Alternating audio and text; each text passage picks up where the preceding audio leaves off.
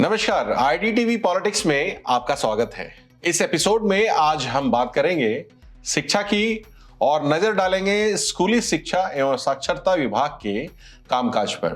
कहते हैं किसी राज्य या राष्ट्र का विकास तभी संभव होता है जब वहां की बुनियादी शिक्षा व्यवस्था का ढांचा मजबूत हो। बुनियादी शिक्षा का स्तर सुधारे बिना एक शिक्षित समाज की कल्पना भी नहीं हो सकती है। झारखंड राज्य के गठन को 24 साल हो चुके हैं। आज भी इस राज्य की साक्षरता दर 66.40% पर अटकी है। जब हम साक्षरता दर बढ़ाने की बात करते हैं तो सबसे पहले हमें बुनियादी शिक्षा की ओर देखना होता है, यानी कि प्राथमिक शिक्षा और प्राथमिक स्कूलों की ओर।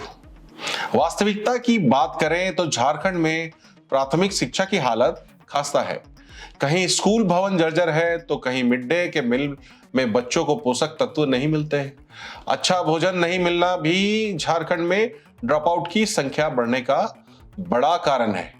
झारखंड में प्रत्येक वर्ष करीब 40% बच्चे ड्रॉप आउट होकर पढ़ाई छोड़ देते हैं। यह आंकड़ा चौंकाने वाला है। दरअसल राज्य में स्कूली शिक्षा और साक्षरता विभाग शिक्षा के विकास के लिए जिम्मेदार है। वैद्यनाथ राम इस विभाग के मंत्री हैं। यह रिपोर्ट उनके कामकाज को बयां करती है। आइए अब देखते और समझते हैं विभाग को पिछले 3 साल में कितनी राशि मिली और विभाग ने कितना खर्च किया। स्कूली शिक्षा एवं साक्षरता विभाग के विभिन्न सत्रों के प्राप्ति, खर्च, बचत का बजट करोड़ों में। बीते 3 सालों में इन विभाग को मिली राशि को देखें, वह कम नहीं थी, पर विभाग इसे कभी पूरा खर्च नहीं कर सका। इन आंकड़ों में स्पष्ट है कि विभाग ने हर साल भारी भरकम राशि सरेंडर की है। उक्त आंकड़े बताते हैं कि बीते 3 सालों में विभाग ने हर साल वित्तीय वर्ष के अंत में 1000 करोड़ से ज्यादा राशि सरेंडर किया।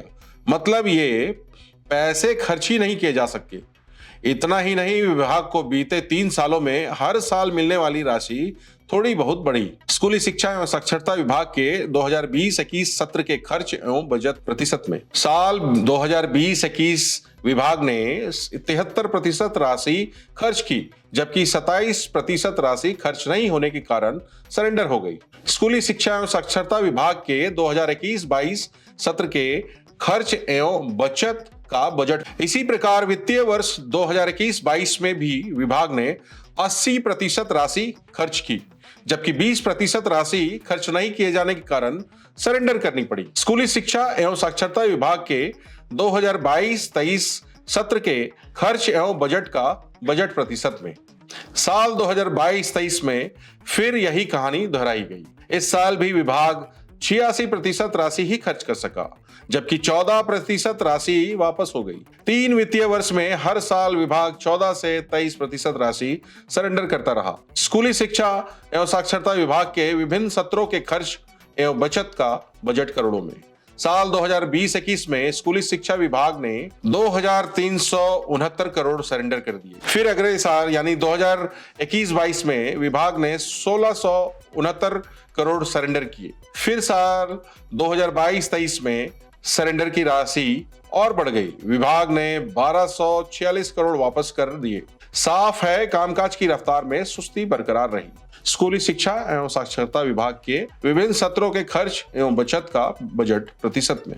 ग्राफ 6 के जरिए हम महिला, बाल विकास एवं समाज कल्याण विभाग के खर्च और राशि सरेंडर का जिस्ट समझ सकते हैं। साल 2020-21 में विभाग ने 73% खर्च किए और 27% बचा लिए, जबकि अगले साल 21-22 में 80% और इसके अगले साल 22-23 में विभाग ने 86% खर्च किए। तो विभाग द्वारा फिलहाल 2 योजनाएं संचालित है, प्राथमिक प्रशिक्षण महाविद्यालय और उर्दू शिक्षकों के लिए वेतन। अब सीएजी की रिपोर्ट में दर्ज इन आंकड़ों से समझें कि इनके लिए विभाग को कितनी राशि खर्च मिली। प्राथमिक शिक्षक प्रशिक्षण प्राप्ति 1978 लाख, खर्च 1080 लाख, बचत 898 लाख। प्रशिक्षण महाविद्यालय उर्दू शिक्षकों के लिए वेतन प्राप्ति 356 लाख, खर्च 318 लाख, बचत 38 लाख। स्कूली शिक्षा एवं साक्षरता विभाग के विभिन्न योजनाओं के प्राप्ति, खर्च एवं बचत का बजट लाख में।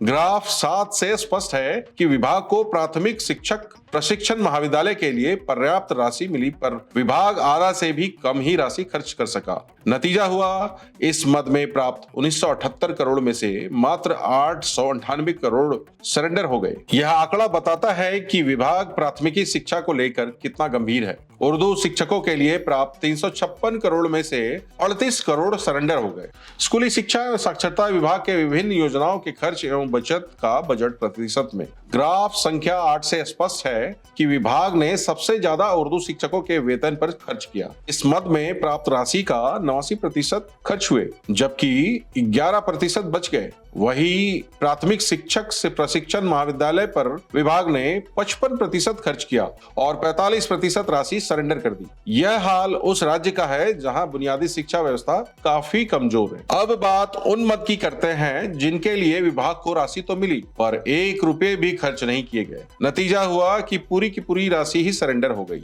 ये मद है राष्ट्रीय नई शिक्षा नीति। बजट प्रावधान 1000 लाख, प्राप्ति 1000 लाख, खर्च बचत 1000 लाख। सीएजी ने अपनी रिपोर्ट में भी इन कार्यों पर खर्च नहीं किए जाने पर आपत्ति जताई है। इन जरूरी कार्यों के लिए मिली राशि का खर्च नहीं हो पाना चिंताजनक है। इसका मतलब साफ है कि इस ओर ध्यान ही नहीं दिया गया। राशि पड़ी पड़ी सरेंडर हो गई। पूरे देश में नई शिक्षा नीति लागू है। झारखंड में इसे लेकर प्रचार प्रसार तो चल रहा है, लेकिन इस योजना पर खर्च नहीं होना चिंताजनक है। 1000 करोड़ रुपए में से 1 रुपया भी खर्च नहीं हुआ तो नई शिक्षा नीति लागू कैसे होगी और हमारे बच्चे पढ़ेंगे कैसे?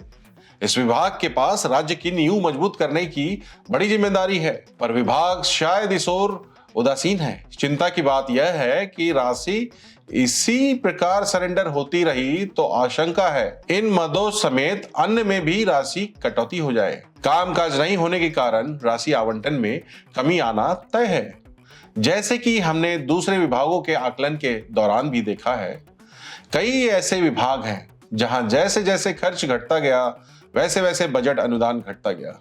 झारखंड एक गरीब राज्य है जहां अशिक्षा जैसी गंभीर समस्या राज्य को खोखला कर देती है। यदि ऐसे राज्य में गरीब आदिवासी बच्चों की शिक्षा के प्रति उपेक्षा बरती गई तो राज्य का भविष्य क्या होगा? राशि का सरेंडर हो जाना विभाग की कार्यशैली पर सवाल खड़े करता है। इस ओर ध्यान दिए बिना कोई भी राज्य तरक्की नहीं कर सकता। दर्शकों को कैसी लगी हमारी ये पेशकश? ऐसे ही कार्यक्रमों के लिए जुड़े रहें हमारे साथ और देखते रहें IDTV पॉलिटिक्स। धन्यवाद।